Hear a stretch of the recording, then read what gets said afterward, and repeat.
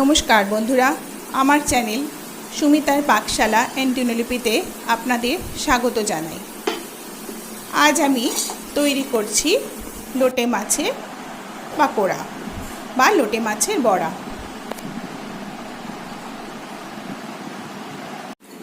লোটে মাছ এই যে অর্ধেক করা রয়েছে লোটে মাছ, আর এই মাছটাকে ভালো করে ধুয়ে পরিষ্কার করে নিয়েছি। আর এখানে ফুটন্ত জল দিয়ে মাছটাকে কিছুক্ষণ ভিজিয়ে রাখছি, দিলে তাহলে কাঁটাটা নরম হয়ে যাবে। মাছটা মানে নরম হয়ে কাঁটাটা বার করে নেব। তারপর এই মাছটা দিয়ে একটু পকোড়া তৈরি করব।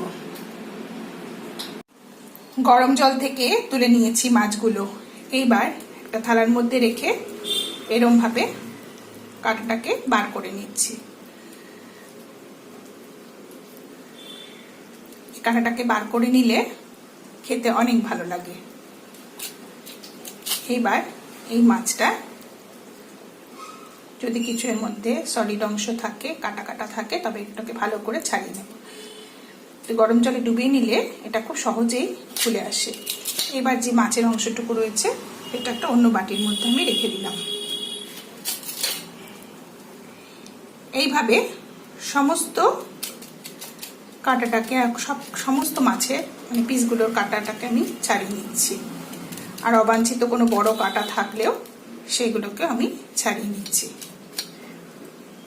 আমার রেসিপিটা যদি ভালো লাগে তাহলে আপনারা লাইক দেবেন, শেয়ার করবেন, কমেন্ট করবেন, আর আমার চ্যানেলটিকে সাবস্ক্রাইব করে দেবেন, আর পাশে থাকা বেল আইকনটা প্রেস করে দেবেন।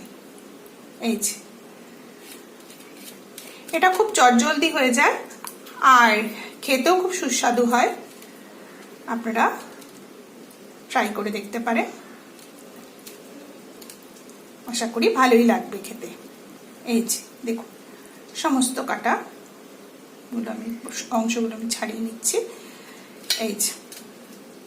এই যে ছাড়ানো লোটে মাছগুলোর মধ্যে দুটো কাঁচা লঙ্কা কুচিয়ে দিয়েছি, আর এর মধ্যে দিয়ে দিচ্ছি ধনে পাতা কুচি, পেঁয়াজ কুচি, রসুন কুচি আর আদা কুচি। সবকিছু এর মধ্যে দিয়ে দিচ্ছি, দিয়ে পকোড়াটা তৈরি করব। আর এর মধ্যে দিয়ে দিচ্ছি কিছু নুন, হলুদ, লঙ্কার গুঁড়ো, আর এখানে গরম মশলা আর জিরে ধনে দিয়ে বাটা ভাজা মশলা তৈরি করে নিয়েছিলাম। সবকিছু দিয়ে খুব সুন্দর করে মেখে রাখছি। একটু সময় মেখে রাখবো। তারপরে বেসন আর চালের গুঁড়ো দিতে পারেন বা সুজি দিতে পারেন, ঘরে যা থাকবে সেই দিয়ে ভেজে নেবেন। একটু সময় মেখে রেখে দিই, তাহলে খুব ভালোভাবে ম্যারিনেট হবে আর খেতেও ভালো লাগবে টেস্টটা।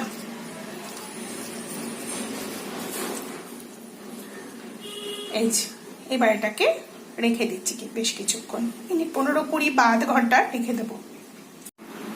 আধ ঘন্টা এই মেখে রেখে দিয়েছিলাম। এবার এর মধ্যে দিয়ে দিচ্ছি 2 টেবিল স্পুন বেসন দিয়ে দিলাম, আর 1 টেবিল স্পুন দিয়ে দিচ্ছি চালের গুঁড়ো। আর আপনাদের চালের গুঁড়ো না থাকে সুজিও দিতে পারবে, মানে একটু মুচমুচে হবে। এবার সব কিছু দিয়ে মেখে নিচ্ছি। ও আচ্ছা, আরেকটা দিতে হবে, সেটা হচ্ছে এটা দিলেও চলে না দিলেও চলে, একটু কালো জিরে আর জোয়ান। তাহলে মানে এই যে পকোড়াটা ভাজবো ফ্লেভারটা ভালো আসবে।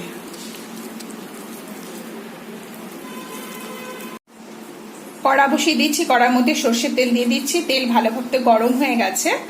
এইবার ফ্লেমটাকে লো বা লো টু মিডিয়ামের মধ্যে রেখে আমি এই পকোড়াগুলো ভেজে নিচ্ছি।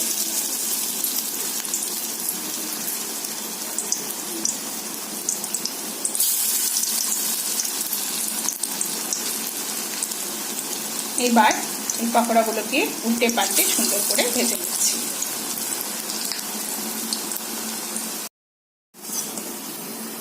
পকোড়াগুলো ভালো করে উল্টে পাল্টে সুন্দর গোল্ডেন কালার করে ভেজে নিলাম। এই